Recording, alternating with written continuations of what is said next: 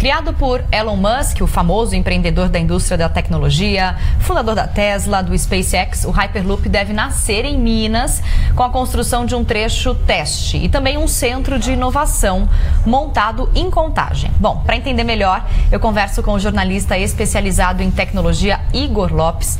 Igor, muito boa noite. Parece história de ficção isso daí, hein? Boa noite, Fabi. Pois é, história de ficção e algo curioso, né? O que Contagem em Minas, Los Angeles, Dubai e Barcelona tem em comum, né? Contagem. Hyperloop. Isso, Hyperloop, exato. Eu sou mineiro, eu posso fazer essa piada, então tá certo, sem nenhum problema. Mas é isso, assim, o Elon Musk, ele desenvolveu esse projeto do Hyperloop, que é esse trem de alta velocidade, que anda por baixo da terra, num túnel. Como se fosse um metrô, entre aspas. Como se fosse, um metrô que liga cidades, né?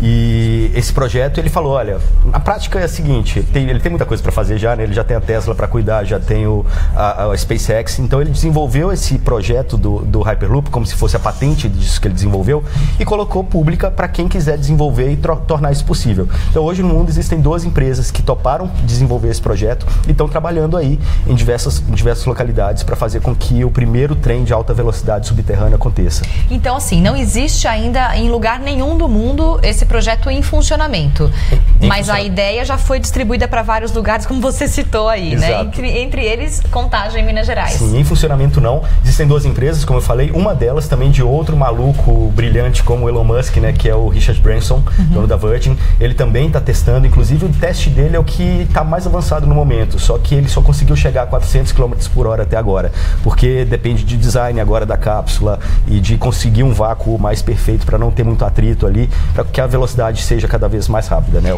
A ideia é fazer um túnel subterrâneo que seja um espaço de vácuo. Vamos explicar então tecnicamente como funciona, né? Entender o que é esse Hyperloop. Sim, é um túnel e esse túnel ele tem vácuo. O que é a ideia principal do projeto? É eliminar qualquer atrito. Certo. Então, se eu não tenho atrito do ar, eu consigo fazer uma cápsula que se locomova de forma mais rápida ou com menos barreiras, né? Por baixo também no trilho eu tenho a falta de atrito, porque o trilho ele é por indução magnética. Então, se eu não tenho atrito por baixo, não tenho atrito pela frente com o ar, então teoricamente eu consigo atingir velocidades muito altas. Aí eles estão falando de atingir uma velocidade de 1.200 km por hora quando chegarem no desenho perfeito, né? Então isso chegaria a esse número que a gente tem aí de Minas a São Paulo em 30 minutos, ou de São Francisco a Los Angeles em 20 minutos, enfim. Nossa, fica bem mais curta a distância, digamos assim. E tudo isso também é movido a energia solar. É isso que eu ia te perguntar, como se fica subterrâneo, né? Tem uma captação. Tem a captação, pois em cima do tubo inteiro você pode colocar placas de energia solar, isso está abastecendo o trem que está passando ali por baixo. São cápsulas grandes. Uns me perguntaram, mas aí as pessoas que têm claustrofobia, ficar debaixo da terra? Não, é cápsula grande, como se fosse um vagão de metrô andando e transportando muitas pessoas ao mesmo tempo. Não é um veículo para uma única pessoa. Sim, não, é um transporte de pessoa, um transporte coletivo para pessoas, como se fosse um metrô. Exato. Super, ultra, mega tecnológico, mas também serviria para transporte de cargas, né? Exato. Inclusive esse centro de Contagem, ele está sendo desenvolvido especificamente para trabalhar carga. Então, eles não divulgaram ainda quais os trechos que podem existir aqui no Brasil, mas a minha especulação, assim, eles falam que não podem divulgar por causa de especulação imobiliária, enfim, mas se está em Minas tem muito transporte de carga, né, principalmente de minério e de aço.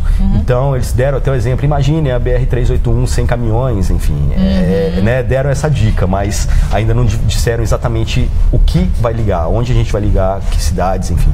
Em Contagem vai ser um centro de desenvolvimento, o que vai ser especificamente? E esse trecho teste que eles falam também não foi divulgado justamente o local para não causar essas especulações, né? Em Contagem é um centro de desenvolvimento, de inovação, que está trabalhando a inovação para o Hyperloop, no caso, Transportation Technologies, que é o nome dessa empresa, Hyperloop Transportation Technologies.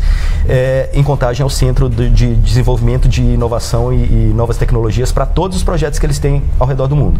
Eles têm projeto em Dubai, eles têm projeto em Barcelona, têm projeto em Toulouse, e em Contagem é o centro de inovação. Em Barcelona eles estão desenvolvendo a cápsula, em Dubai eles estão desenvolvendo os trilhos, enfim, é um projeto que tem ele está sendo desenvolvido em várias partes do mundo ao mesmo tempo. Então é uma única empresa ou mais de uma empresa juntas que está instalada em vários pontos do planeta, inclusive Contagem, e cada pedaço faz uma coisa.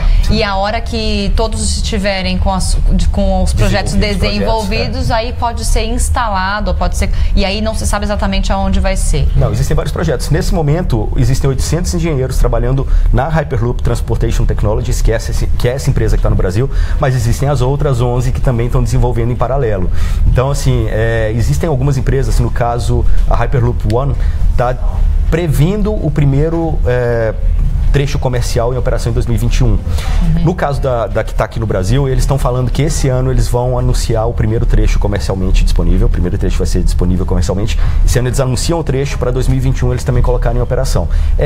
Mas é super ousado, né? Imaginar isso. É a previsão, e principalmente brasileiros, né? A gente aqui em São Paulo, traumatizados com o metrô, que não chega a estação aqui do lado. De repente a gente está falando de um túnel subterrâneo com uma tecnologia totalmente diferente para ser lançado em 2021. A gente, brasileiro, olha com um certo ceticismo, né? E eu acho que causa uma expectativa muito grande. Tem essa questão da especulação imobiliária, né? E você imaginar que um projeto tão grandioso como esse novo, uma novidade tão grande, pode ser instalado próximo da sua rua, na sua casa, na sua cidade, você já fica mais animado. Então, não é pra tão já, isso tem... mas vamos lá, até o trem-bala de São Paulo-Rio, né? Há quanto tempo prometem? É verdade, é verdade. Não precisa ir muito longe, o metrô aqui em São Paulo pro aeroporto, né? Também estamos esperando há quanto tempo? Sim, a gente tem alguns projetos que ficaram mais devagar, enfim, a gente sabe que as burocracias são muito grandes e a gente sabe que a gente tem várias questões nesse sentido. Mas sendo uma empresa, ou sendo uma empresa que está em várias partes do mundo, eu acredito que possa ter um andamento mais certinho, digamos assim, dos projetos. É uma iniciativa privada, até porque tem dinheiro envolvido, tem dinheiro envolvido, muito dinheiro, mais de 7 milhões de dólares, é isso? Isso no caso do que está acontecendo em Contagem. 7 milhões de dólares só em Contagem. Só em Contagem. Se pensar, a construção de um vagão, a estimativa é que ele custe entre 20 e 40 milhões de dólares para um vagão. Um vagão, uma cápsula. Uma cápsula,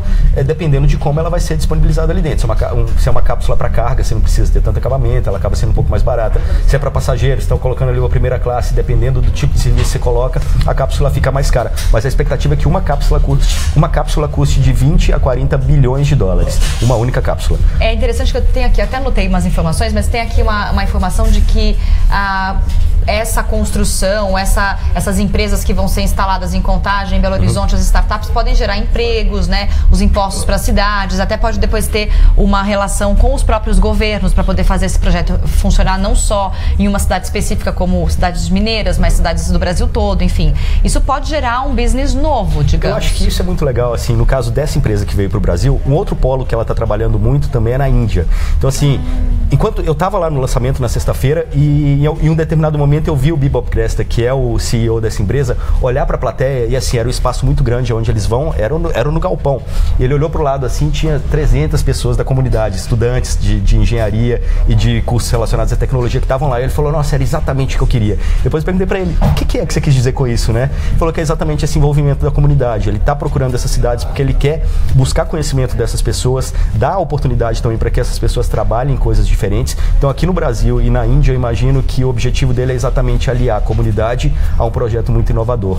Trazer uma nova realidade, novas opções de trabalho, novas possibilidades. Mostrar que é possível você desenvolver algo muito legal também em cidades que não são grandes polos. Então, de uma certa maneira, você está compartilhando conhecimento ali também. Sim, pra gente... Os grandes executivos dele é de Contagem.